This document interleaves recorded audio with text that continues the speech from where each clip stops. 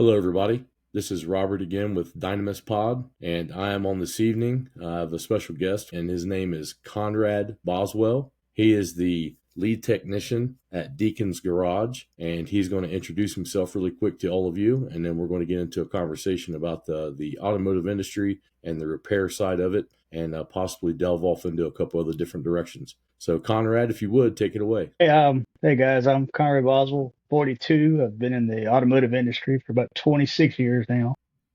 Like Robert said, I'm the lead tech at Deacon's Garage. Been there almost 4 years. Um, I do most of the heavy diags, stuff like that, electrical diags, but taking care of the younger guys and the bigger problems and helping them when something goes wrong. So, you've been married for how long? 11 years, actually, 11 years Friday. So Okay, happy anniversary. thank you. We got Yep. 4 kids. I got actually one of my oldest son. He works with me at Deacon's. He started out as a lube tire tech, and trying to learn and move forward. So that's pretty. That's Yeah, very good. We'll definitely delve into that. Definitely like to hear some stories about how you guys get along in the shop and that kind of thing. I know sometimes it can be difficult to work with family. I started out working with family, so I know that you and I had a quick phone chat just a couple nights ago, and that you had not been on anyone's podcast yet. And I do really appreciate you taking the time this evening. I know there's a little bit of a time change between us, but I'm glad to have you on. Glad to be able to talk to you and find out kind of a little bit more about you and what you do there and some of the jobs that you do. And you said you had worked at Deacons for 4 years so far. Oh yeah, so far 4 years. And Yeah, how I've long have you come been in the industry? in the industry for 26. I have Okay. I've done. I started out at a GMC dealership. That was a different breed of dog. I was there for about 4 years. Started out there when I was 18. Fresh out of high school, and Young. boy, that was a different breed of dog. I Yeah. met three very good friends out of there. They're all, older mentors to me still to this day. And I just lost one of them actually 2 years ago to COVID. And but Sorry to those hear those that. guys, yeah, those guys were great. Like they always give me a bunch of stuff because I was a young guy. You were Sure. catching crap all over the place, but they were never what I would call gatekeeping. You see it all over this business for some reason, but they never did not answer my question. Now they would Yeah. make me look for it, like that was pre the internet of searching all data and all this, and you had to get your service manuals out or use the disc in GM stuff. But if you had a question about what you were trying to find, they were always there to help. So I've always thought that really appreciative of them for that. Yeah, you're definitely right. There's sometimes is a little gatekeeping that happens in the industry. Sadly, I started out as well as an apprentice at a shop, a little 4 bay, like an Art Deco style gas station. Got to start out with my cousin, and then another guy that I had grown up with, and the boss's son, and we were kind of like the four of the back there that did the work. And the boss himself, he did quite a bit of work also. So he ran the front counter, and then he also ran the back of the shop, of course. So you said that they were pretty good mentors to you. What are some of the things that they taught you about the industry? Just coming in at 18 years old, that's fairly young. Yeah. Even to get into this industry, sometimes now, a lot of times you end up seeing 19, 20, 21-year olds that get into it, but not necessarily, 18-year-olds. What was that like coming up underneath their tutelage?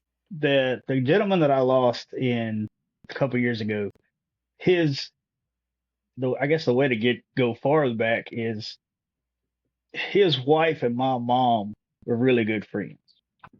Mm-hmm. And he did a little bit of side work. So I started helping him like 14, 15. Sure. But it was like, weekend stuff. Here's an alternator type. So at 18, I've been doing this piddling is what I called it. And they're like, you hit the ground running and you're like, holy shit, I don't know anything. I don't know nothing.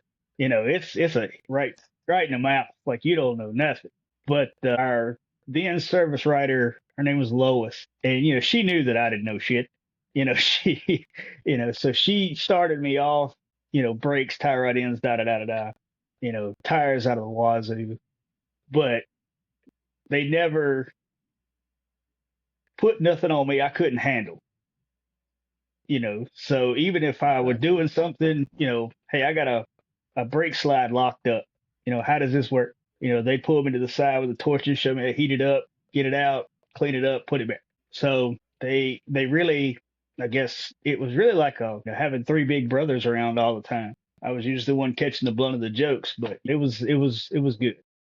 There has to be a little bit of that, right? I mean, in order Oh to yeah, have the real relationship, they probably ended up, calling you on your shit every now and again and that kind of thing in the oh yeah, shop. Yeah. oh yeah. Any pranks? Especially Any pranks? yeah, oh yeah.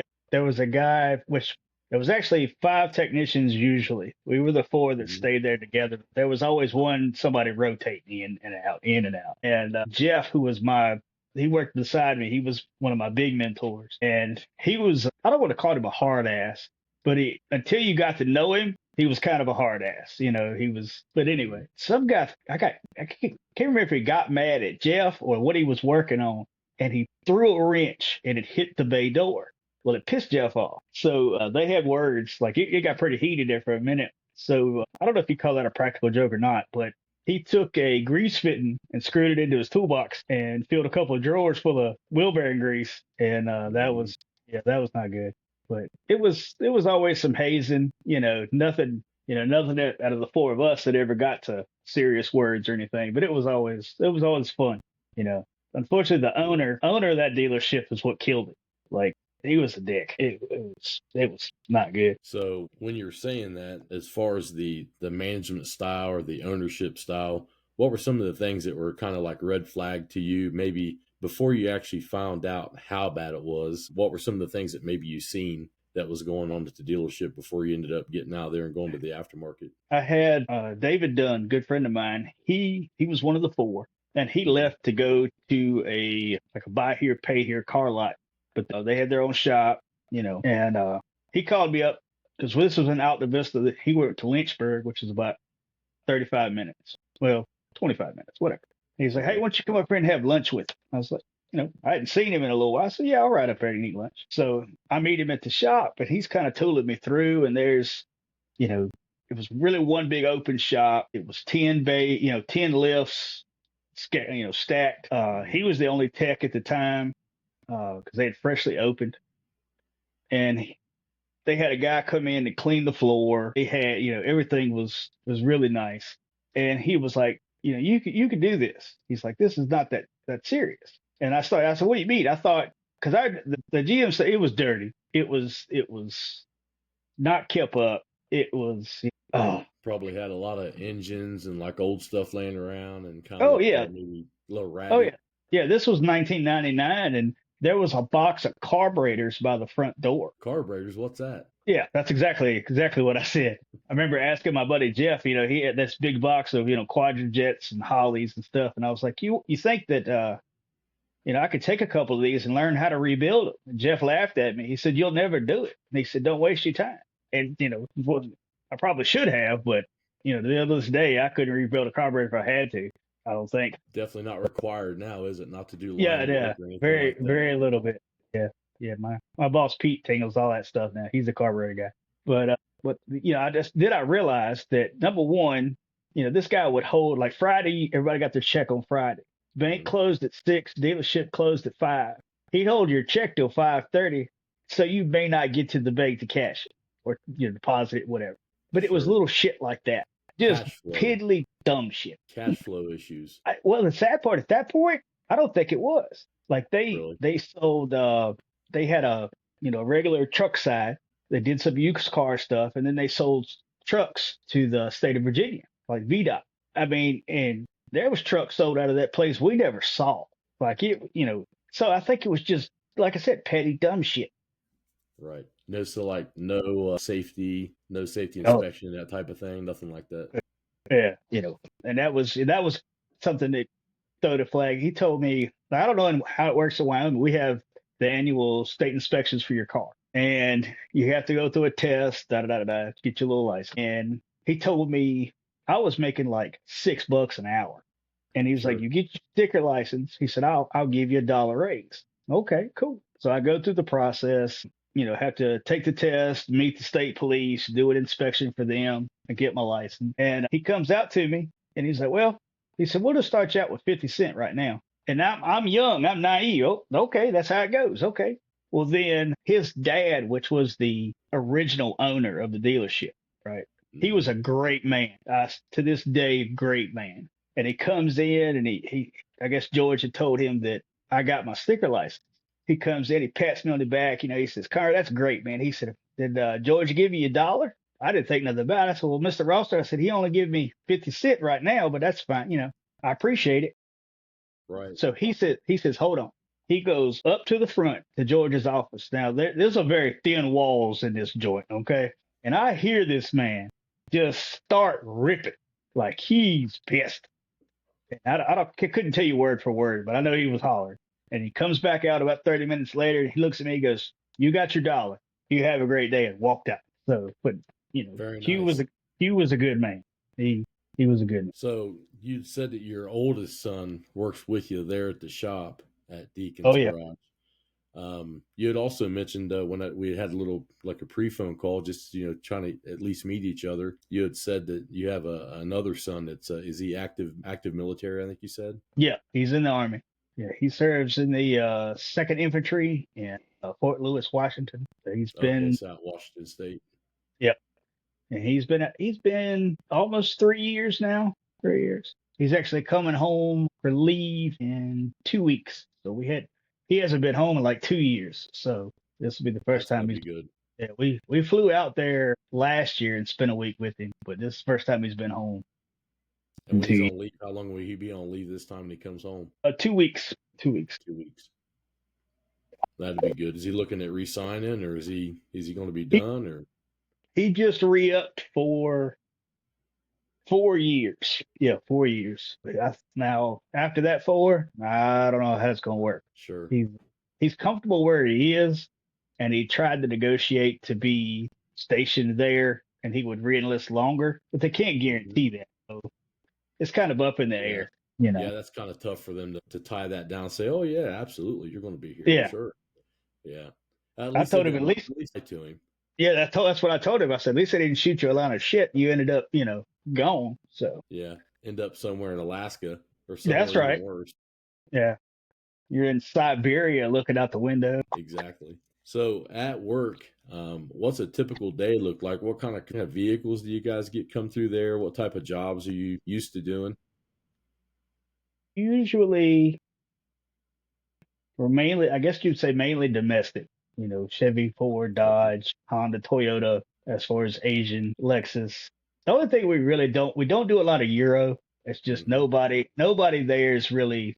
I want to say comfortable with it, but you Sure. know, you can like me personally. They all run the same. They all have to have the same stuff. But I think it's the service information that's the lack of having it that I don't want to put myself or the guys out there to do this. And then we get to a point where something's not jiving. You get stuck and you've got nowhere, you got nothing to go back to. So, Exactly. and then all you do is piss off a customer, your tech's pissed off, and now what do you got to do? So It it's does, just yeah, easier for us to pack. it does nobody any good at all. You're exactly right. Yeah. And that's the way our company is. We do the absolute best, cleanest job we can for our customer. And sometimes that job's just not our deal. We can't do we can't fix everything. At least not, I can't. I know that. And usually the guys that tell you you can fix everything are full of shit. Yeah, that happens quite a bit, and that's true. Yeah, I've had a few that's beat me up pretty bad, and I finally was like, you know what? This probably is going to have to go somewhere that they got more information or a better Yeah, tool, yeah, or someone else that has seen this problem before. There's all kinds of stuff, and it doesn't get any easier, day by day. no, Keep adding more and more complex systems onto the cars. And honestly, the days of them having a guidance counselor take the lower scoring children, in the like high school and sending them down to the automotive program. Sadly, there's not that many automotive programs, but even then, you can't send them down there like that any longer. And I know that sounds politically incorrect. People are driving, moving servers, they're yeah, computer servers now. And right, with all the different systems that are on board, there's not much else you can do at this point other than make sure you have the proper service info, the correct tooling, and actual support. yeah, There's a lot of times that When I was at Volkswagen, it was nice to be able to pick the phone up and call somebody that had seen a problem like that or had gotten multiple phone calls about a problem like that that you might be, facing. Whereas, like you said, I remember what it was like to work on Euro vehicles in the aftermarket, and it was almost impossible. Had no service info, like you said. You had no service tool that actually would speak to it properly. You had very little way to actually get any information on it if you did get in a really bad spot as far as support. Back then, nobody really ever used even the aftermarkets have the 1-800 numbers now that they can pay into. Yeah. And they didn't have that. This is before IATN or any of these places. Diag.net was Scott Brown. Any of those places were, they weren't around. So it was very difficult to try to figure out vehicles like that was, from foreign countries like that, especially all Yeah. the Euro stuff. They were very tight fisted with all of their information. Yeah. Yeah. It's what we do. We do some diesel. Mm-hmm. We work on several of the local Virginia State Police cars. Sure. A couple different, I wouldn't call them fleet accounts, but definitely several companies that come to us just for us. So it's always something different. It's always something different. That's definitely something in this industry I think that does actually draw some people to it is there's not a lot of monotony in certain areas of the industry. Right. And that is nice that you might be coming in one day and working on maybe a cylinder head, or one day you're doing an engine job or maybe a transmission, but then also you might have an air conditioning job going with the machine hook to it. And then over in the other bay, you might be actually doing a diagnosis on something. And I think people don't understand, especially for either a flat rate tech or somebody that's actually interested in working really hard on the vehicles. I think the general public doesn't understand just how much juggling that there is in the industry, how much information that has to be learned by the technicians. It's amazing how much information just every year that is emergent that just comes out, and Yeah. technicians that work at the dealer have to go to new product training, and it's like the general public has no idea what goes into actually becoming and being a really good, high level technician. Right. Exactly. Well, especially training and not just going to a class. I mean, I personally did get to go to like a tech school. Sure. I I didn't did either. Yeah, I did some training when I was at GM, but once I hit the independent side, man, and that was before, I guess just in my experience, that's before, using a lab scope was a big thing. Before, you had a Exactly. test light and a multimeter and you did, but if you didn't take the time to figure out what it was supposed to look like, you can't figure out when it's messed up. So when it comes to training, I have to put a lot of that on the gumption of the technician. Like, what do you want to get out of it? If you think you're going to come in 8 to 5 and learn it while you're working, you probably ain't going to do it. It's probably not going to happen. It takes a lot of, No. and I did some side work, especially in my teens that, some of it I did for free just so I could learn how to do it. Now, is that the right Sure. way? Probably not. But I tell my younger guys like, if you want to stay after work one night, we'll go over some multimeter stuff. Sure. Even basic test light stuff. I said you ain't got to learn how to use a lab scope right now. I said that's not how Exactly. it works.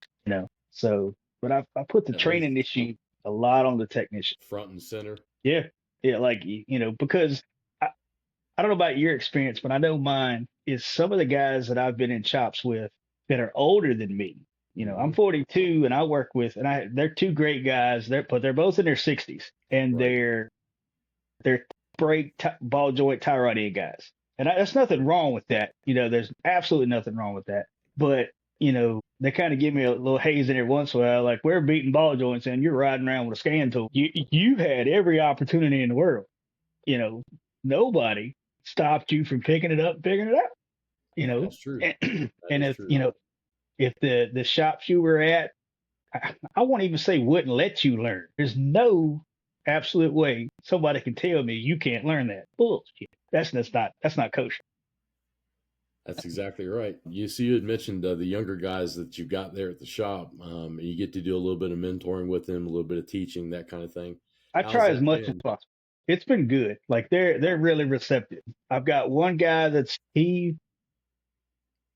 I was working at a more or less a medium duty truck shop Sure. before I come to Deacons, and I'd been there about 7 years. And kid come to me one day. I knew his mom, dad, and his brothers. And he was young. He had unfortunately dropped out of school, trying to work. He was Sure. 16. And he was like, I just need a job. I need a chance. He wanted to learn the automotive business. He liked cars. I said, okay. So we give him a shot. And he's been That's with what me. usually bites most of us. Yeah, yeah, yeah, yeah. I We're like cars. enthusiasts first. Yeah, Yep. yeah. I like cars. Stupid. Anyway. I didn't mean to cut you off. Go ahead. Oh, you're good. You're right. So, but he was 16 then. He's 23 now, and Yep. he is poised. He does really clean work. He's fairly quick. He's taken what I've tried to show him, and not tried to pace himself.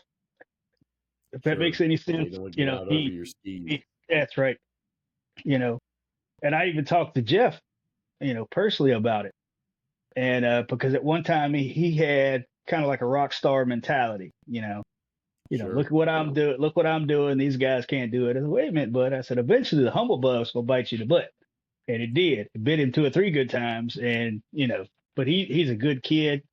I call him a kid. He's 23 years old, but he's poised to where if I'm looking at something that I'm not sure he knows how to do, even if it's taking an injector connector and trying to with a test light just to see if I've got my pulse. Something simple. Do Sure. you know how to do this? And then he'll come over, and my boss is great.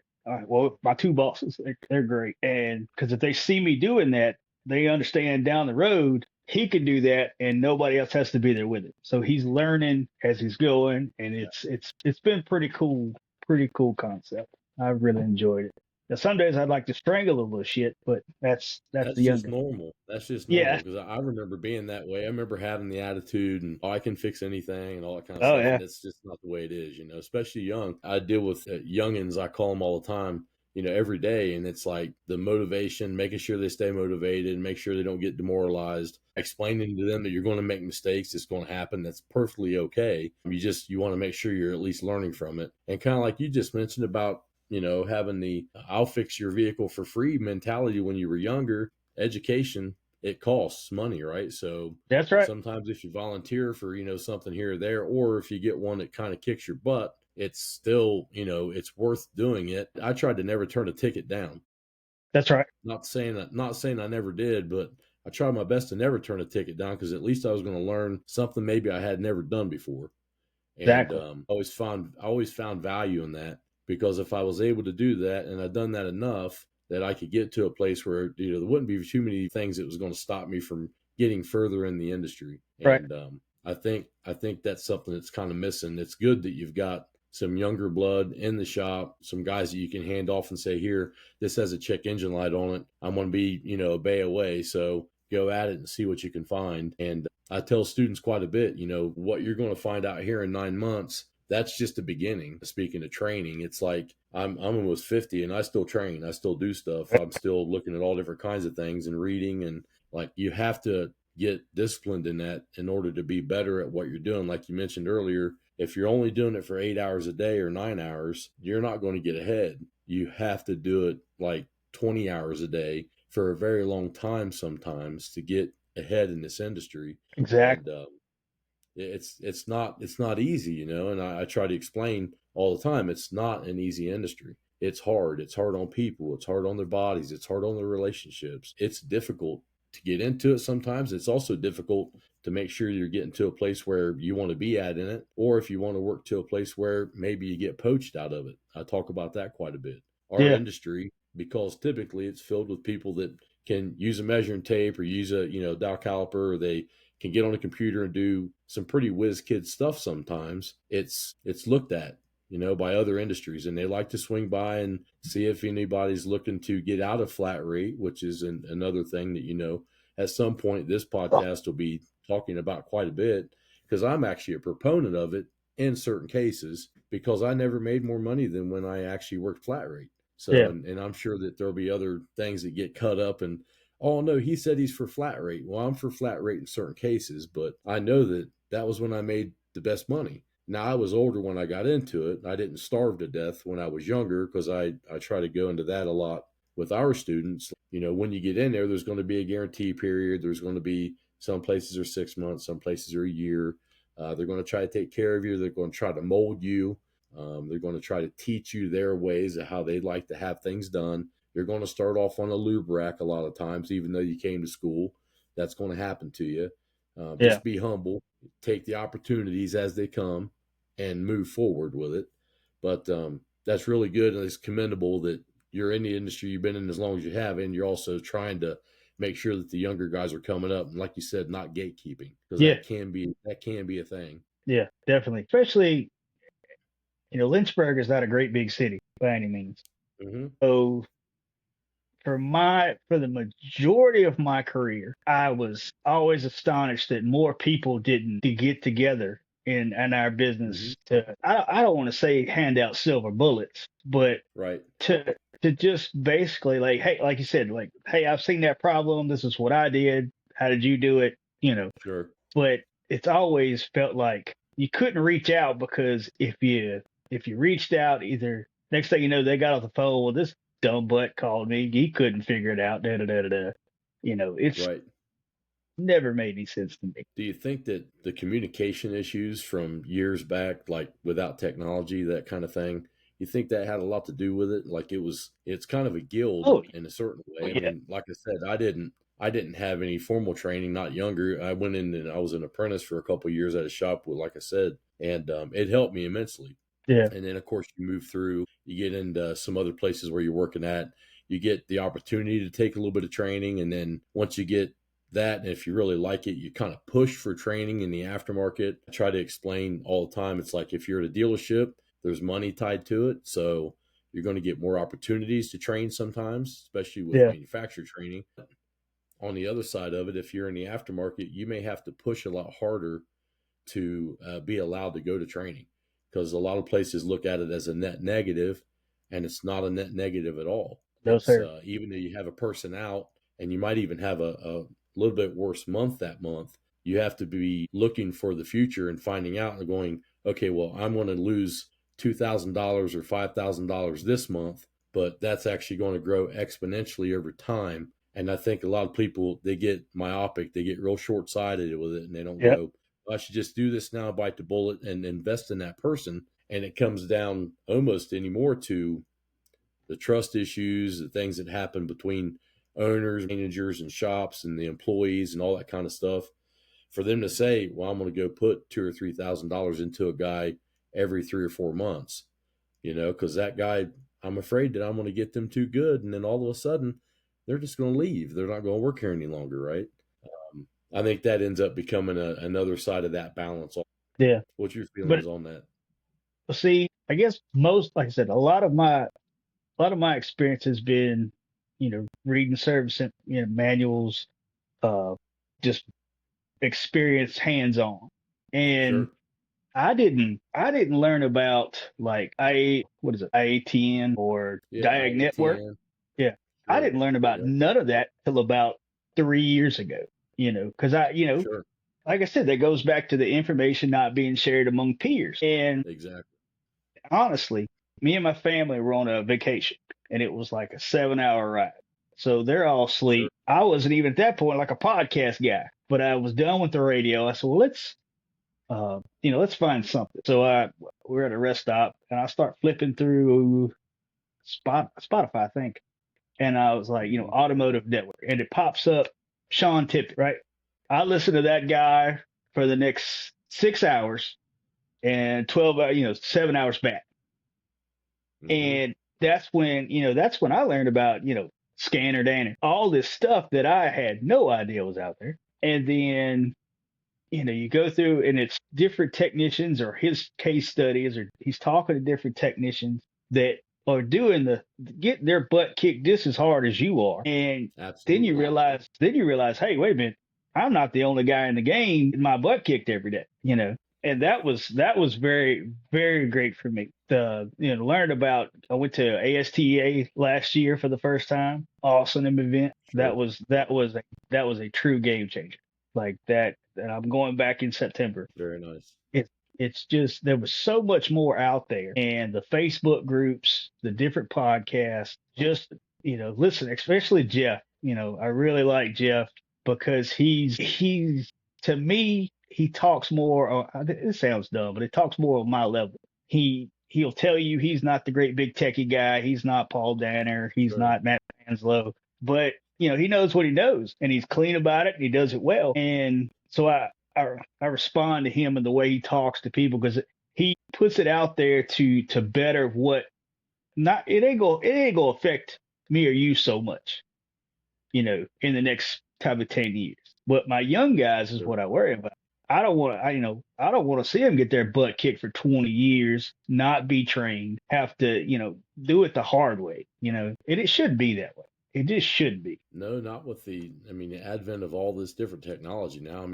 Honestly, to put together a podcast and to do something like this and to make it even look halfway decent, it's not very much money anymore. It's a camera and a microphone and earbuds, set of, decent earbuds and a ring light.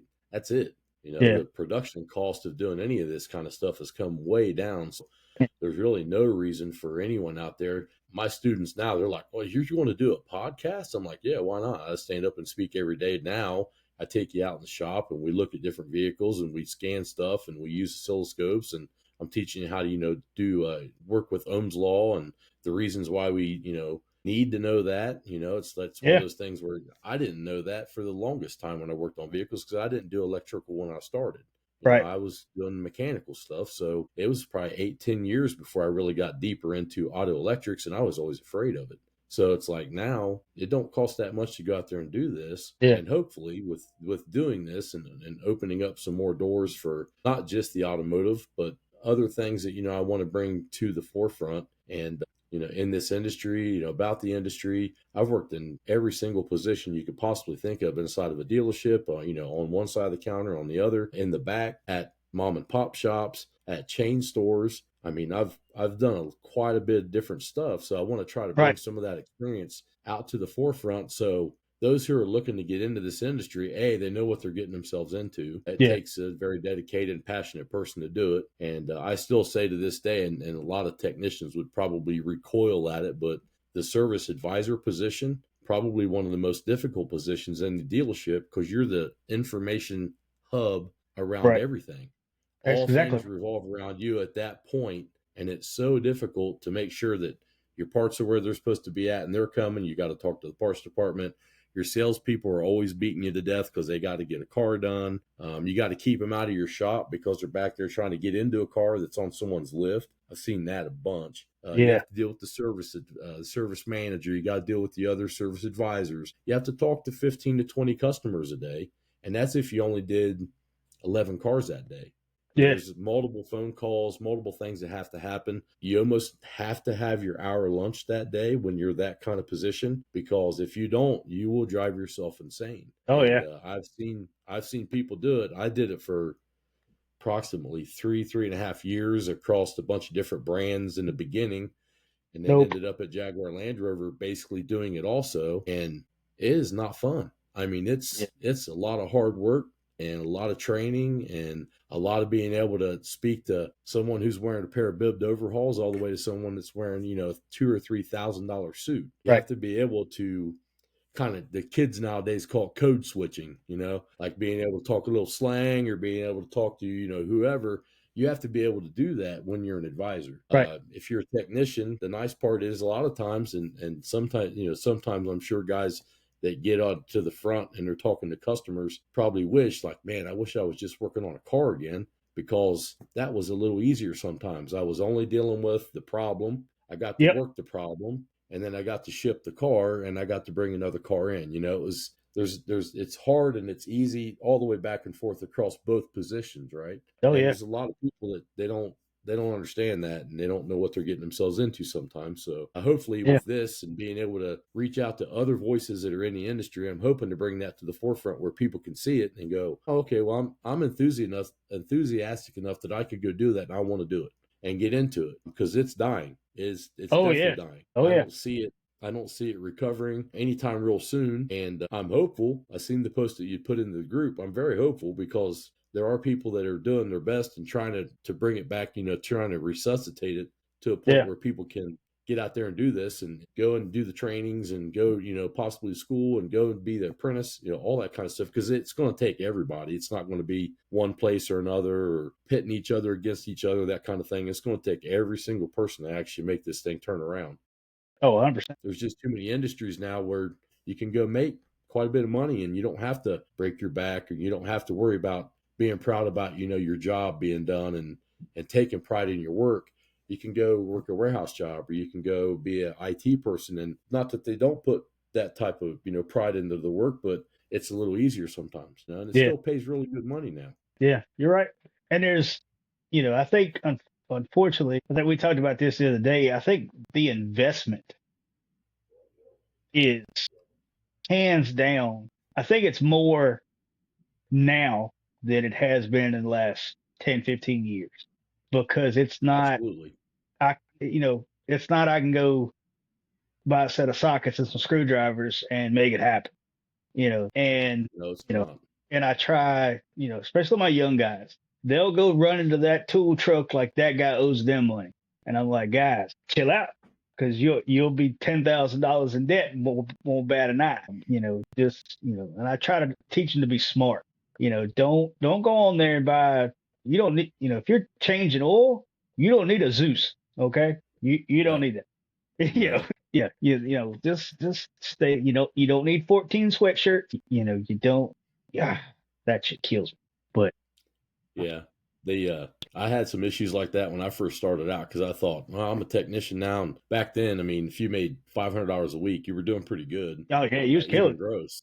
Yeah. Yeah. If you was making 500 gross, you were doing pretty all right for yourself. And I remember it well, going and I'd be on the Matco truck, and then I'd be on the Cornwell truck, and then I'd be on the Snap-on truck. And all of a sudden, a $20 payment a week ended up being a $60 payment a week, because I had a $20 here, I had a $20 there, I had $20 there. And then by the time you look up, it's $100 a week. And I'm like, well, I'm spending a fifth of my paycheck every week, on Yep. tools. And then, like you said, all of a sudden reality kicks in. It's like, well, did I really need to get a set of screwdrivers that already had a set of Craftsman screwdrivers in my toolbox that worked just fine back then? Not now. That's Stanley stuff. That's different. But it's like, it's that type of a thing. It's like, well, I didn't really need that. Like you mentioned, the sweatshirts and the socks and all that kind of stuff. It's like, it starts to add up pretty fast. And a lot of young guys, a lot of, young gals don't understand that that's not the way really to do it. The right way would be is get what you have to have. I tell students all the time, we got a great deal that we do at the school. We're partnered with Snap-on, so that they get a great deal. But once you get outside and you're in the world and you're doing stuff, flea markets, the Snap-on stuff is, it's lifetime warranty. A lot of stuff's the lifetime warranty. And any of that kind of stuff, any yard sales. Heck, we used to have a tool truck guy that his entire basement was nothing but tools. And that was his side gig. We lived in a really nice house in the suburbs, and you go to his place and we set up appointments to go there, and we just pay him cash money for his tools. And, you could buy a $120 Snap-on ratchet. This is back in the 90s. You could buy a Snap-on ratchet like that. Nothing wrong with it. $70. Like, why wouldn't you do that? And that's exactly. Yes, it's difficult sometimes to buy it where you don't have to, you're buying it cash out of pocket. However, in the long run, you save so much money in finance charges and all this other stuff that goes along with it. Maybe you miss a payment and, they hit you with fees. It's definitely something that the industry, they love. Like you said, they love to show up to get that money. Mm-hmm. And, and it's something that students and people that's in the industry, they don't think about it when it's happening to them. Right. But when you get years on like I am now, it's like, well, man, there's all kinds of mistakes that I made that I should have never even got near, and I did. Yep. I told one of my young boys today. He asked about asked if I had a spare something. I said yeah. I said I got a side locker full of shit I should have never bought.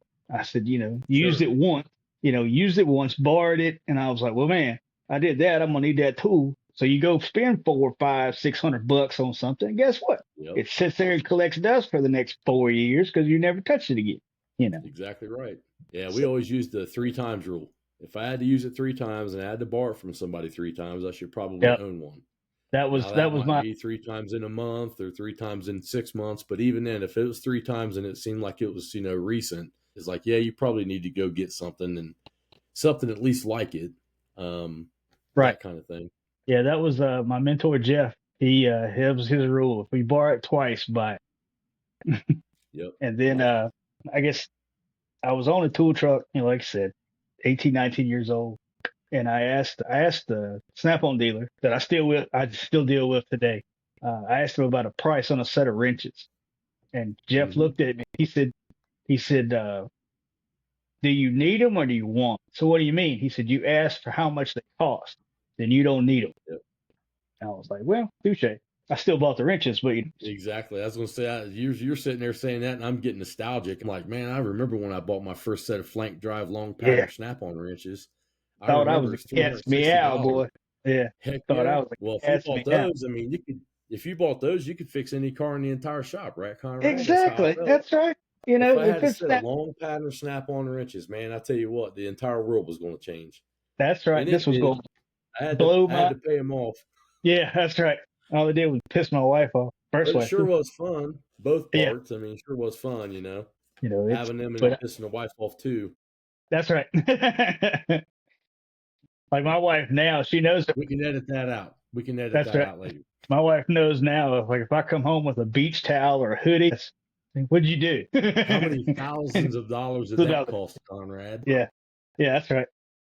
I gave her one a couple of years ago. I was like, be careful with that sweatshirt. It's like a $10,000 sweatshirt. Be very careful with that. That's right. Stuff's expensive. I mean, it really is. You had mentioned, pull my notes back up here. I got like quite a bit of different show notes here, but as a component of the skills gap, I think we talked about this the other night. You think the country's facing a competency crisis? I feel like it possibly is. I mean, we have the COVID thing really hit pretty hard. Oh yeah. All across all industries. It wasn't just one industry. It was many industries that it hit. Oh yeah. But one place that I've noticed it the most is in customer service. Customer service in a lot of different places is absolutely in the toilet. It's abysmal. People don't know how to speak to one another anymore. People get frustrated at like the smallest little things. People don't understand that when people are coming to your shop or wherever, and they're trying to put down their hard-earned money for a service, it's like you would like at least someone to maybe smile at you or maybe possibly even know exactly what it is that you're talking about. I see that that's not a thing anymore. So Yeah. how do you feel Yeah. about that?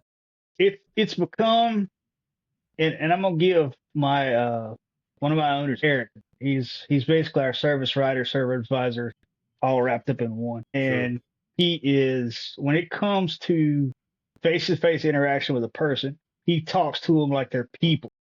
That's not just a Right. car, it's a person. That person is, nobody talks to a mechanic because they want to. Your Right. car's broke down, you're late for work, your kid's screaming, you're pissed off. We're not who you want to see. We're not it. Right. So, but Not unless you got an automotive question and they see you in your uniform trying to buy Taco Bell, because I had that happen to me once too. Like, oh, free information? Oh, absolutely. Hey, can you tell me about my car? I'm like, yeah, I don't know who you are. Like, yeah, I'd that's be right. glad to help you, but like, I work across the street. You have to come over there and talk to someone to come in. I can look at your car, right? Yeah, So I Eric keep does a business. good job. Oh yeah, he's awesome. Pete is too, the main owner. He's really good about it. But you're right. I mean, I don't think it's, like you said, not just our industry, but all across the board. It's almost like people just lost. Their humanity. Yeah, there you go. I mean, really, that's Right. what it is. It's not how can I help you? It's what do you want? Or how can you help me? Yeah, yeah. Just like you It's said, you flip were on there its buying head. lunch. Yeah, you were there buying lunch. And he's like, "Hey, can you tell me about my car? Well, I Right. paid for my tacos. Are you going to pay for this advice? No, no, No. get out of here." Yep. So I think you're right. I think that the competency and just the compassion for people is not there. It's Right. everybody goes. Or to even Yeah, act professional. Like yeah, even that seems like that's a bridge too far for people to cross now, yeah. to act Common professional. common courtesy is a thing of the past. You know, you know. Exactly. I've taught all my kids, and they've all do it every day. I said I don't care who it is. It's yes sir, no sir, yes ma'am, no ma'am, and that's and to hear you be out in public and see a mom and a dad and the 14-year-old is ready. Girl, I'll beat the brakes off you. What are you Right. talking? What is Exactly. wrong?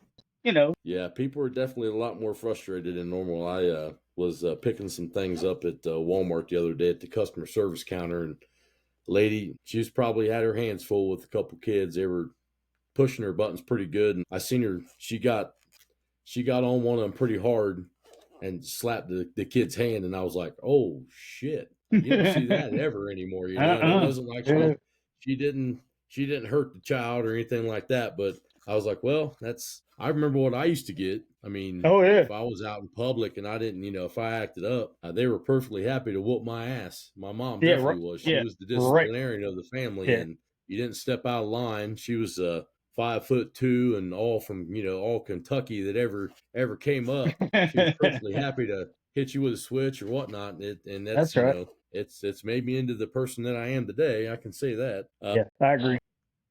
The competency thing is huge out there. As far as like local things that happen, this is being recorded on Killdozer Day. I like to lovingly call it and make fun a little bit. But local regulations, that kind of thing, state regulations. You mentioned it that you guys do a little bit of DOT work, that kind of stuff. When it comes to your emissions type stuff and your testing centers and all that, does Virginia, do they have an area that has to be done? Or because like when I was in Ohio working on the vehicles, I didn't have to do any of that. We only had two localities that did that.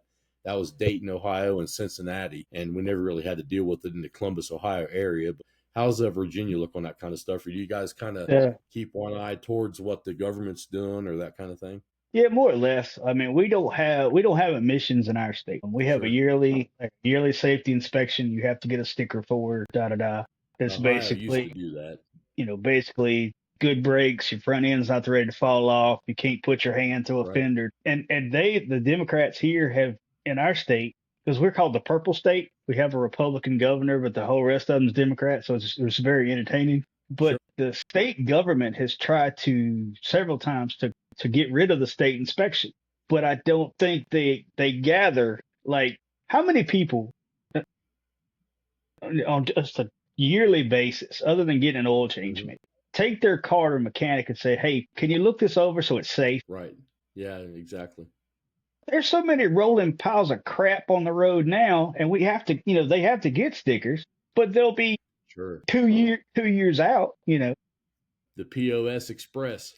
Yeah. That's right. And then people want to fuss because it's $20. Holy shit.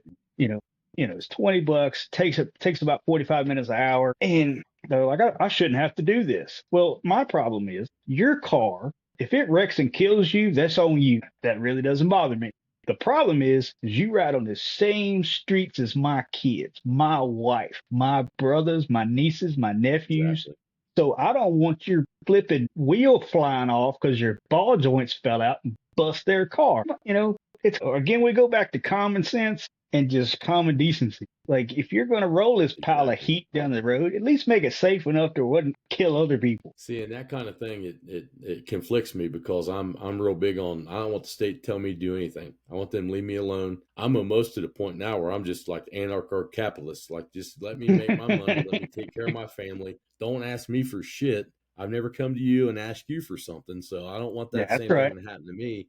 And on the other hand, I agree with you because there are some vehicles on the road that probably shouldn't be on the road. And, when it comes to the cost, I mean, $20 is not, like you said, it's not that much money. And a lot of people, I think Consumer Reports did something years back about, would you rather take your vehicle in to have it serviced or would you rather go to the dentist? And the overwhelming response was they'd rather go to the dentist. They didn't want to take their vehicle in to have it looked at. And that's an issue with the industry and all of itself. But yeah, there's quite a few cars probably that are out there that probably should not be out riding on the roads. Oh, exactly. 100%.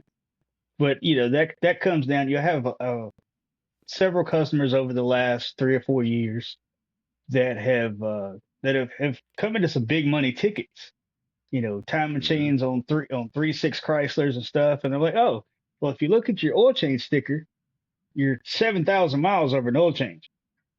So that $50, $60 oil change could have possibly saved you $7,000, but you didn't do that part. That's exactly right. Yeah. Cars, that you're upset over that? Yeah.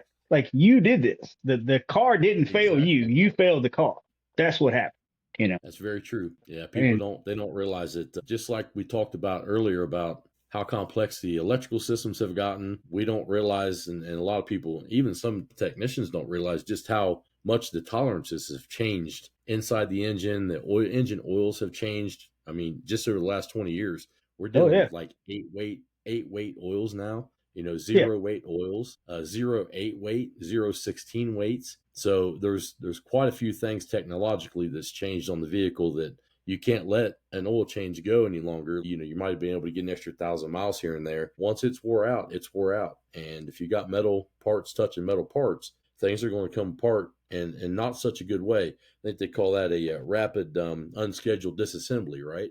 that's right. And Send the rod to if the God. timing chain, yeah, if the timing chain jumps and your intake valves get all bent up, I never forget doing Volkswagen 2 liters. I mean, I had 1 or 2 cc's Passats pulled in a week, and hey, it was just driving it and it just stopped running. Oh, what do you think happened to it? Well, let's go look at it, and I go out and you get it off the tow truck, and they'd leave, and I go take a peek at it, and heck, you crank it over and you've seen so many of them, you knew what was wrong with it. I mean, it just, Yeah, usually it had been abused. Secondly, it had not had an oil change, so it had been abused, a couple different ways. And it's like, it's no wonder that it did what it did. And then it's a timing chain and the whole set and the front cover, because covers were so cheap, they'd bend all up when you try to take them off the engine. And you get, all the front of the engine, the whole cylinder head put back on it, everything's all cleaned back up. It's like, heck, it's a $4,000 job. It would bend every single intake valve. I'd never seen that before until I got the Volkswagen. Usually you get 1 or 2 or something like that. yeah, The tolerances must have been so tight, it would bend every single valve in it, every intake valve. And I'm like, wow. man, that takes talent, right? That's pretty Yeah, wild to have that that's impressive. happen. Yeah, that's Yeah, impressive. exactly. Yeah, Speaking of that kind of stuff and maintenance and all that, the tool buying thing on specialty tools, where do you think, when I say special, I mean like FLIR cameras, things that would fit inside of a technician's toolbox, right. borescopes, that type of stuff. Where would you say that the bulk of that liability part of it, where do you think that lies at? Is that on the technician to buy that kind of thing, or would that be more so on the shop? Now, scan tool, I totally understand that the shop probably is the one that's more Yeah, responsible per se. And me personally, I teach and preach that you should probably at some point be thinking about at least buying you some kind of a decent scan tool. Not that you got to go buy a $10 setup, because we yeah, know that updates happen quite a bit. So it's like if you buy something in 6 months, just like with your phones anymore, they're kind of outdated. But scan tool stuff I get, but how about the smaller things that make a technician, especially a diag tech or diagnostician they call them now, better at their job? You think that falls on the shop, or you think that falls more on the technician? I think with that deal, I think it's a dollar figure that, Sure, you know, like even me and my boss, we kind of pick on each other because, like, I guess I grew up in that time where if I need it, that's my responsibility. But sure, he showed me that, you know, that that cost can be shared because, some of those things it should be the shops. If it comes into timing sets and stuff like that, yeah, I own a bunch of them. But at the same token, I've got timing tools that I haven't used in 5 or 6 years. So is sure. it making me that money back? Absolutely not. So now when it comes down to bore scopes, stuff like that, he's bought them because I do a lot of research when it comes to these tools to make sure, whether it's my money or his money, that it's worth what we're paying for. To Absolutely. I've learned the hard way that just, doo doo doo on a tool truck and buy the latest and greatest. Number one, it ain't that way no more. In my No. opinion, No, I was there's a lot of different tools out there now that do just about the same job or even better in certain cases for way yeah, less money. I was a big Snap-on guy my whole career. Last year, we bought a Alltel 906 Pro, and Hmm. man, I'm gonna tell you what, that little dude's tough. I'm They looking look at an good. Ultra. Yeah, I'm looking at an Ultra now. I mean, we have a Snap-on was a D10 and a D8. I have a personal Snap-on Zeus, not Zeus, Solus. But to say this one's better than that one, it depends on what you do. I don't think any shop trying to do it with one scan tool is going to get it done. I don't. I think those days are over with. Those days are Now when it definitely comes over with. That's been my experience too. and we have an MDI too. Hmm. I bought the. Have you ever used the what is it? The forescan program. I have, yep. I got that still That's on my laptop. I'm actually yeah, recording on now. Yep. yeah. I mean, $12 a year. That's the greatest little cool tool ever made. I thought.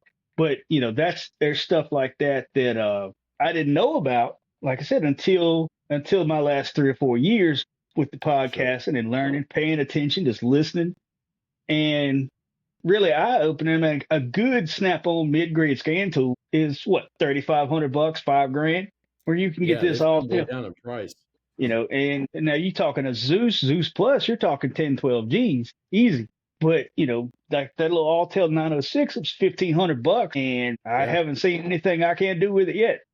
How do Yeah, you? it's definitely come way down, the value part of it, and also it being valuable. I think Yeah, is probably the biggest things is kind of crossed over and actually touched now, where it's like you said, $1,500, you can have a pretty good tool and do just about everything else that something else will do, and not have to worry about, you know having that tool get damaged or hurt or anything like that. Where I'm at now, we got 4 Zeus on each side of the shop. So we got like an A, B, C, and D type setup on the shop itself in that EMS area, the engine management systems. But, we have multiple past the Zeus. We've got like the Tritons, we have the Vantage Pro, we have Solus Ultra, the Solus Legacy, or the Legend, I should say. They got all different kinds of, Snap-on types of different scan tools, like you said. But I mean, for the price differential amongst them, and I went and took the Snap-on training at NC3 over in Kenosha about a year and a half ago, now a year and 2 months ago, and it was great training. All that stuff was great, but when it comes down to it, your module that goes on the back of your Altels, I mean, to do your 4-channel scope, from what I've read and what I've seen other technicians use them, they seem like they work pretty good. They got yeah. the U scope now on aeswave.com. There's a If ton you, of different tools out there. The hand techs, I got a hand tech I'm still working on putting my software on my computer with, but 2-channel hand tech, $100, And the Pico scope, now that we use Pico now at school also, it's the T&M, so the test and measure, they're like $120 a piece. So that's not that bad to have at least some ability to go and that's do right. that kind of work. Now, they're not Yeah, made for heavy automotive use or anything like that. You got to use attenuator, which the probe comes with a times 10 on it. But if you're around something that's got a lot of RFI or a lot of EMI, it'll pick it up.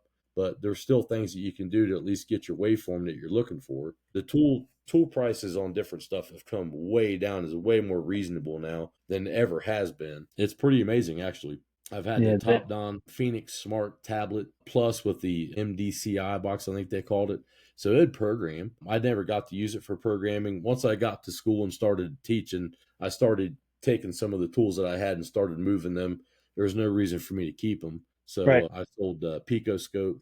So I had the one with the real nice auto, recognizing probes on it. And I'd spent, I don't know, $4,800 on everything. Well, that wasn't too bad to have everything. The only thing I didn't have Right. for it was the WPS 500, the one you use for the pressure, the compression Right. testing, and all that stuff that Brandon Steckler teaches extremely well. If you haven't went and got his book, if any of you haven't went and got it, you probably should go get it. It's really good. It's on aesway.com also. But that kind of stuff, I never got to get that deep into it and get it. But at least I've been able to read that book, been able to watch videos on it. There's all kinds of stuff out there now that's come way down. I had a guy in class I shouldn't say guy, he's a young guy, a young student. He's like, yeah, I went online and I found a $6 program, just a teaching 6 hours long, $6. He goes to learn how to use Picoscope. I was like, you did what? He goes, yeah. He's like, I Yeah. found it. He goes, it's out there. He goes, $6. He goes, and I watched the whole thing. It's 6 hours long. And he said, it was actually very intuitive, of like, it really taught you the ins and the outs of that actual, the machine. And I was like, that's good. I said, I wouldn't mind actually going to doing that myself. And I teach it, but I would love to know more about it. There's certain parts in it Yeah. that I don't know enough about, math channels, building math channels, setting up your, different probes that you can use it for. Now, I did at one point have the Cody Gaddy, the first look sensor that he makes. I did have Hmm. one of those also that I sold with it when I sold it to the school. But man, what great tools! I mean, $100 and 125 shipped. You can't Yeah. beat that, considering Nope. it. I don't have the 3D printer, and I don't have the time, and I don't have the sensor and all that to go make one. And Cody's out there making them, and sending them out. And Joe from Joe's Auto Electric, Joe is amazing. He's got all kinds of really neat leads, and I was a lead junkie. I'd go out there Oh and yeah, get leads and ends and terminal ends and all this different stuff. I'm like, I got to stop buying this stuff. Like I'm yeah, not even using all of it. It's nice to have an extra set, but I would have 2 or 3 extra sets. And I'm like, I don't yeah. need all that I'm, stuff. I'm Like, what am I yeah, doing? You know? yeah. I buy most of my stuff like that through Jarhead Diagnostic through Brandon, Yeah. and Yep. yeah, it's good stuff and it's great stuff. And it's not that bad price for what it is at all. No. But like you said, you get he sends And you'd these. I don't rather know if you. support those guys Oh than you yeah, would go hands down, somewhere else a lot of times. hands down. Me and my Snap-on guy, we go back 25, 26 years, but he's made in his money, and I've paid all that I'm gonna pay. So, but to Sure. see like Brandon, Joe, I think I bought some stuff from him. I'd rather buy it Hmm. from those guys because it just makes more sense to me. I'm not paying, number one on the tool truck, and I tell all my boys, if he hands you a contract, you pee on it. I said, because that interest Yeah. rate's ridiculous. That's Yeah. dumb. They're up to like 34, 35% now, I think. They're basically like a really bad credit card at this point. I Yeah, think when I was buying stuff off of them, it was 24 or 25. It yeah, was quite expensive then. So, yeah. yeah, it's Even done nothing but go up. Yeah, I think it's a Matco guy told my son he bought a service card off of it, and it was like Hmm. $1,600, and he asked him to finance it, and I was like, "What's the?" Sure. And he's got good credit, all that stuff. He's done the right things, and I was like, "What's the best interest rate?" He said, "Oh, it ain't that bad." I said, "What?" I said, "What is it?" He said, He stuttered to say it. He stuttered to say it. Uh-huh. 21%. And I said, "That's not bad. Yeah. Are you nuts?" Right. Exactly. Yeah. Yeah, Yeah. If yeah, someone loaned you $1, would you yeah. pay him back $1.21? Yeah. Like, what are you doing, dude? Yeah, it's hard. It's tough out there. I mean, it is. I mean, I get it. And like we talked about earlier, it's like just bite the bullet up front, save the money or whatever. Do your best to get it somewhere else. Don't try your best not to finance that kind of stuff. And yeah, it makes you your money and you can justify it. It's easy to justify, especially if you really, really wanted it, like you were saying earlier, right? Yeah. Um, As the it's difference. easy to justify it. It's a Oh, lot harder to pay it back off. So it's like little more Dave Ramsey and a little less Keynesian economics. that's right. That's exactly right. That's 100% correct. But it's, with the young kids and just the investments you try to prepare them, they're going to have to make. But Sure, you try your best to point them in some direction. Like I'm not going to tell you how to spend your money. You're going to do what you want to do anyway. But exactly. if I can save you a few bucks and you not be 15, 20, $30,000 in debt in your first 2 years and then figure out, oh, this sucks. I don't want to do this anymore. You Exactly. can't sell it for what you bought it for by any means. So Depreciation is all across the board, and almost everything you ever get is still bad. that's So right. it comes down quite a bit. As soon as it's yours and you've opened the package, it's yours, That's right. and not Your much baby. way out of that. So Yep. It is your baby. we talked a little bit about all kinds of different things this evening, but the other one I would probably want to get into is flat rate. We'll tackle it. It's only the second one that I've recorded, so might as well throw it out there and get a little bit into Gotcha. flat rate. And then I want to actually, at the end here, we're probably closing down on our time, but I don't want to keep you all awake all evening. So legacy, like what's Conrad's legacy going to look like? But first, about flat rate, about dealerships, dealership life. You said you started in a dealership. Yep. You know what that was like, and I've seen the best of kind of both of them. Like I said, I've been on in both different systems, multiple different ways actually at this point. But what does Conrad feel about this flat rate thing that's going on out there? The I arguments, believe and I guess the discussion. Yeah, I believe flat rate can be a good thing if you've got experienced technicians that Hmm. are experienced in what they're doing. I don't think an independent Sure, shop in this world should be on flat rate because there's you're not focused on one manufacturer or two manufacturers in a dealership. sure, You're focused on 40, and I think even in your dealerships, flat rate kills so many people because there's so many factors that play into how you make your money. Even if you're putting it out, and I mean you're grinding, you're doing 15 hours in 8 hours. You're grinding it out. sure. If the parts ain't there, if the advisor ain't selling it, the writer ain't getting it wrote code right, and the service manager's giving it away, you're the one paying the price. All those other people, for the majority of part, are getting paid by the hour. Parts guy, I'm not exactly sure how dealership part guys work. I know the ones I've worked with were all hourly, no commission, but Sure.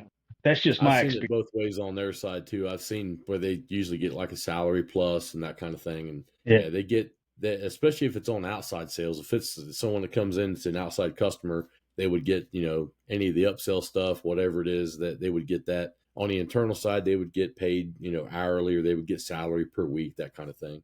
yeah, So I agree with you. I mean, in the aftermarket, it's difficult to pay flat rate in certain cases. Certain markets, certainly. I still, to this day, I still think that our hourly rates that we charge for what we do to the customer and to the consumer, if you was to stack that up against almost all of the other skilled labor type things, like even things that people go to 4 and 7 year schools for, like MDs and all the way down through like your lawyers and that type of thing. I yeah. think that we still probably don't charge enough. And I know that sounds bad in this kind of economy, and the Nope. consumer definitely doesn't want to hear that. But I wrote a piece a long time ago, 2017 now, and it was trying to figure out like what is a good technician. And a good technician it's a lot of things. It's not just one thing. Yeah, So it's hard to parse that apart from the person that has to do the job and getting down to actually doing the work of it. They got to be plumbers. They've got to be electricians. They have to know engineering. They've got to know physics. They have to understand how exactly an engine works. They got to be great researchers at this point. That's not yeah, even something that I even figured in to that story that I wrote. It's like everything that you deal with now, and I try to teach this every day, is like is no more this, knowing the firing orders of a couple different cars. It's you have to know everything of how to get to the information, where to right. find it at, because there's so much information. There's no way that you're going to actually be able to hang on to all of it anyways. So you have to start figuring out, well, what's the hierarchy of all this and how does it fit together? Because if I don't go and look at this piece here and know where that goes and figure out how this thing fits back together, I'm not going to be able to do the job at all. And of course, time is money. Right. So I try to explain all the time, like, figure out, make it look like a factory. Do as best you can to make it look like a factory when you're working on the cars. Have all your stuff laid out. Make sure you're thinking way ahead. Try to make sure you're covering all your bases, especially with parts and all that kind of stuff. Like I mentioned with the riders, some places now they got special parts runners that literally go to the parts department, get your parts, put them on a cart and roll them to you. So that way you're always in your bay. That way you can make money. So, Right. and that's not a bad idea. There's nothing, I have nothing against that at all. Cause I mean, I wish I'd have had that at some points when I was Yeah. doing Volkswagen for flat rate, and even in the aftermarket at a Firestone store. It'd been great if I'd have had somebody down the street make sure I got like hot shot service and not have to wait 2 hours on a component or a part. I think it's not really going to change. I think there's a lot of people that get upset about it. There's a lot of wasted energy about it. The only Yeah. time it's ever going to change is if there's some way that the dealership and the manufacturer are split from their incestuous relationships, and they're explained to, like, hey, flat rate, that's all well and good, but you look at, I just heard the other day, I didn't even realize this because I've never been in heavy diesel, but apparently they don't do a lot of flat rate in heavy diesel at all. It's Yeah. a salary base. It's an hourly base. It might be an hourly plus. Back in the day, Monroe stores and all these other places used to give you these percentages of, a percentage and all that kind of stuff they would add on to your hourly, which is all well and good. Like in those larger things, like, dealing with, I teach with a guy right now that worked on locomotives most of his life. Big diesels, like 16 cylinder, 716 cubic inch per cylinder diesel Yeah. engines, right? Nope. Like big as a bus. Yeah. And he's like, we were straight union, hourly, we worked our ass off. It was hard labor, hard work, but he goes, there was no such thing as a flat rate, And I think sadly for the manufacturer is the one that usually pushes that because they love to pay that warranty time, flat rate time to their dealers. But at some point that's going to get blown up and it's going to be split apart where it's like, hey, there's no way you could do it this way anymore, Yeah. especially with pricing of everything now as it is, that kind of thing. It's just not going to, it ain't going to fly.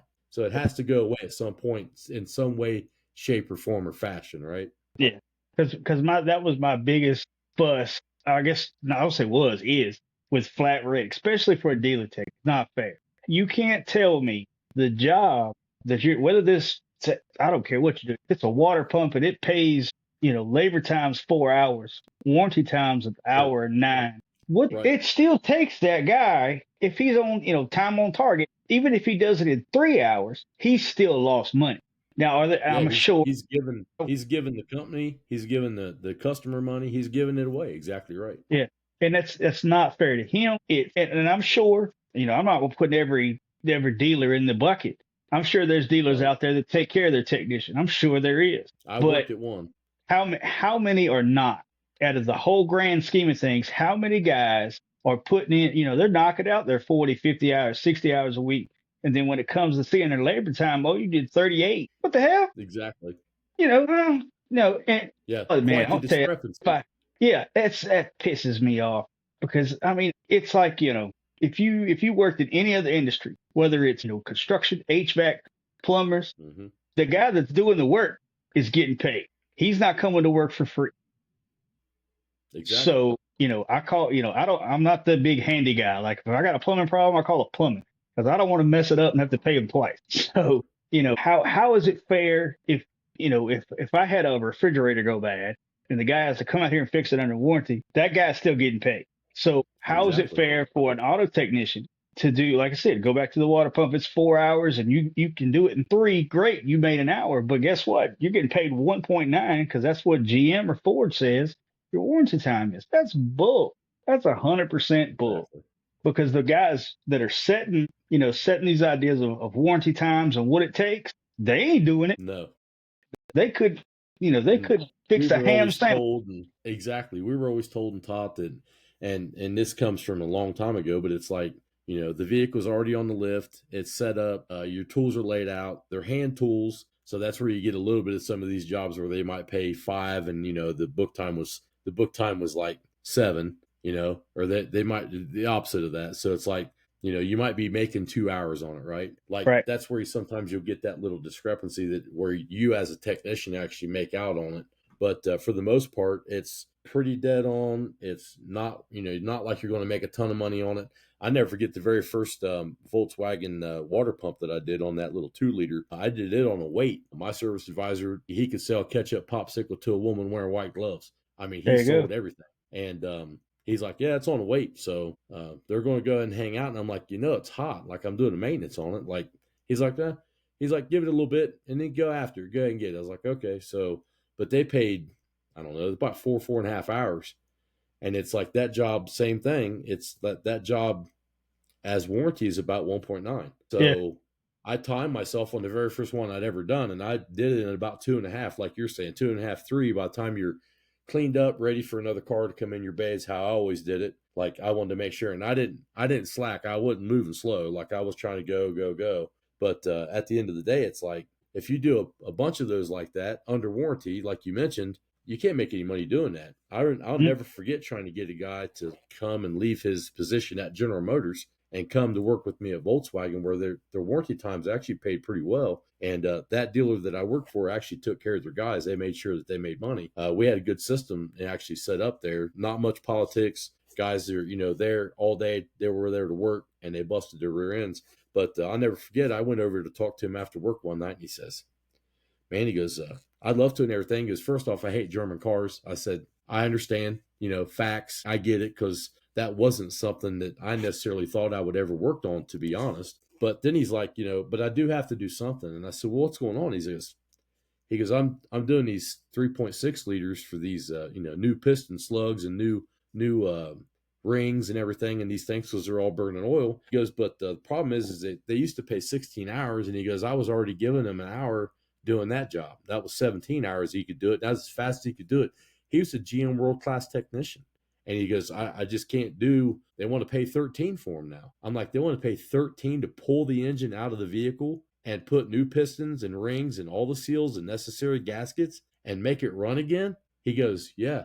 And he goes, then it's like if it needs a timing chain or anything else, it's ancillary. That costs money too. And then you got to wait for the customer to okay that part of it because it's going to be out of their pocket. And I'm like, my God, man. He's like, yeah. He goes, so I might tear something apart and I may not put it back for a week. He goes, that's difficult sometimes. I'm like, oh no, like you have to have a great system in order to do that. Yeah. Because if you don't, that car's never going back together, right? Yeah, And it and certainly ain't going back together the way it used to be. you have to have the room to, Yes. in its systems part. If you do, say the man does it, say he does that three, say he does three in a week, and don't touch him for Right. another week. That's a bunch of shit to lay around and not get mixed up. Somebody not Yeah. come through and say, hey, or that's bull. And sometimes in that case, those cars never get put back together by the same guy. You know why? You know why. I don't work here no more. This is stupid. Why would Stupid. I ever Yep. want to do that? And Yep. someone might say, well, that's terrible that a guy would do that. But hey, you're not the one that tore all those cars apart because someone told you to do it. And now you can't put them back together. Yep. So you can get real judgmental if you want to, but you're actually doing yourself a disservice because you might want to, there's two sides of that story, and Exactly. people, they don't see it. And that happens a lot at a lot of different places. Now, I never left anything tore apart like that, but I can definitely tell you there's some places that there was a lot of red flags that happened. And on a Saturday, goodbye. My Yeah. toolbox tow truck guy was already there. And they're like, well, what are you doing? I left at one dealership and I told the guy, he come out back. He's like, someone said there's a tool, like a tow truck back here. They're getting ready to load your box. He goes, I said, yeah, there is. He goes, well, what's going on? I said, well, this is me leaving. I said, I don't work here no more. I said, the people that's at the other store that made all these decisions and now the things are going to be different and all this other stuff. I said, I don't need any of that. And that's actually when I went to Volkswagen. I was finally like, well, being a recon service manager, I guess is not in my, my forte at this point. And I was there about 2.5 years and I liked working there. I loved the guys that I worked with, but I wasn't going to go through all the stuff that they were trying to do. And I'm like, no, I was like, I'll go be the low man on the totem pole and I make more money than I make here as a service, recon manager. I'm perfectly fine doing that. And that's what happened. And it got loaded and I left, and an hour later, 35 minutes later, my toolbox is unloaded at the new dealership and I started on a Monday morning after that. So a lot of people, they just don't understand, I guess the mental anguish sometimes that ends up getting put on some of the people in this industry literally for nothing, right? Yeah. It's at the end of the day, it's like it's mental masturbation. It's someone playing some soap opera game up front. It's a bunch of bullshit, and then they decide, oh well, I guess we'll find somebody else. It's like you're running out of people, like like it's Real fast. real fast. You don't have the people that you once had, and now it's worse than it used to be. And now people are still treating people in the industry sometimes like that. Like you mentioned, like the guy takes three apart and then can't put them right back together, and it's strewn everywhere. It's all through the shop. It's all, like you said, Yeah. there has to be space to put all that stuff. A lot of places don't have that kind of space. Even big dealerships don't have that kind of space. What's a person supposed to do? Because it's demoralizing, and you don't want to be there anymore. Yeah, you're done. Yeah. And if you walk in and you're smiling every day, that's probably not the person you want to be around at that point because they're just smiling. That's a complete facade. That's a veneer, right? It's like, oh, shit, that guy might be mental at this point, Like that's a lot of stuff to be torn apart. Yeah, he's checked out. Yeah, he's barely holding it. He's barely holding it together by a string, right? And it's and now with the conversation of flat rate, I also see it on the other side. And I think Sure. I made the conversation on the Change the Industry podcast the other day about guys that are paid hourly. I'm paid hourly. Everybody Sure. in my shop is paid hourly. The shop is, yep. But so my problem is it's more or less. I understood what he was saying. That the people, that some guys get on hourly and they just Sure, it's complete. It's a mental mindset switch off. They will milk the shit out of whatever they're doing, right? We'll need udder cream. Yeah, and if I got a car I'm waiting on parts, I'm gonna go get something else, pull it in behind it, or there'll be two or three things sitting around that I'm moving because they don't catch that your money that you get paid hourly comes out of these tickets. So yes. My boss is not a greedy man at all, and anytime that I've never had to ask him for a raise. He's always come to me, hey, we're gonna bump you here, we're gonna do this. Sure. A very giving man. He's done a lot for me and my family. This job changed the way I saw the industry. Sure. That's rare. Extremely rare. I don't think you take it for granted. No, It's sir. definitely rare. No, sir. I'm gonna go get it so we can get paid. Exactly. But then when it comes time for raises, and these guys they're taking 3-5 hours to do 4 GM ball joints. What are you doing? And then I can see how especially young guys. I try to keep them paced because I can Sure. see them see this, and morale starts going down, energy Sure. starts going down, and then it's like, whoa, whoa, whoa, what we doing? Well, don't be, don't play the game. You Exactly. want that money that comes. It's not a lottery machine. That Exactly. money's got to be made. So if you want those raises, you want to be rewarded for what you're putting out. Don't be that guy. Don't be that guy, Exactly. because if you do, that's when your money stops. You still a go get it. You got to have that flat rate mentality, whether you're getting paid hourly or not. Because if Exactly. it's not there to give you, how do you get it? Exactly. You It's about know, so quality production. It's exactly, exactly it. Yeah. yeah. I And was don't lucky be enough. what Go and ahead. don't be the what is, I'm trying to remember the gentleman's name. He did a video on changing the industry Facebook page about being a smashy bear. I thought I would die watching it. If you haven't seen, it's Eric something. I Eric wish I could. Sprague. I think so. Yes. I just seen And one of his videos, and I didn't watch the whole thing, but he's a character, all right. I've watch the worked with one some about guys like that before. watch the one about the smashy bear. I thought I would pee myself laughing through that. That was great. Yep. But now I walk around and go, "That's you. I know you. That's what you Right. were." So, Exactly. but I try to teach them to be while they're young. And we're talking, none of them are over 24. I was like, Okay. right now, it's not that time to be a speed demon. I said, nobody's here pressuring you to do it as fast as you can, Sure. but you're being asked to do it with Correctly. quality. Yeah, I Yeah. need it done. I don't need quantity. I need quality, and that's what Pete preaches. And are they gonna make mistakes? Do I make mistakes? Absolutely, everybody does. That is just how it happens. But if there's a difference between making a mistake and being careless, Exactly. and I don't care whether you're getting paid flat rate, whatever. That's another argument I get over flat rate in the warranty times, because somebody's trying to Sure. keep their money from going out, so they shortcut, and it usually ends up biting them in the ass. And Typically, it will. that's not, yeah, that's not fair to the technician, the customer, nobody. No. It's not good practice. No, and I agree with that too. It's like wholeheartedly I agree with that. If it's to the area and to the situation now where it's become detrimental to the customer, it's become detrimental to the shop and the technician, all that kind of stuff. There has to be something that has to be changed. Like I said, and I'm a huge proponent of it. I'd never made more money than when I was on flat rate. I made Right. the highest dollar amount when I was on flat rate. I made the highest the hours that I turned was on flat rate. But I'd done that when I was 37, 38 years old too. So I'd been in the industry quite some time already Yeah. and had learned a few different little ways of, making making things come together the way that they needed to be. Tools being laid out, tools being put back. When I was young, that tool cart, it was a disaster Yeah. It all the was time. yeah, I I was feel you. lazy. I wouldn't put stuff back. I was slow. I mean, I was a terrible technician when I was first started out. Matter of Oh fact, I yeah. worked with a guy one time. He used to call me Milkshake because I was slow and smooth. He would say, "He said you're slow and smooth." He even made a name tag. Made a name tag one time. Had Milkshake on it. Stuck it on my toolbox. So it's like that's going to happen. But like you said, as you develop, as you move forward in your career, as you get better and better, you have to look at it like I mentioned earlier, like it's factories. Here's what you do. You do this. You do this. You put everything in line to get it all done. And hopefully at the end of the day, you can make a pretty good paycheck out of it. And typically Yeah. you can. It can Yeah. happen. And it's market, it's locality, it's all that kind of stuff. When I was in Columbus, Ohio, we had 1 million people. So there wasn't very often, even at a Volkswagen, small Volkswagen dealership, that we stood around.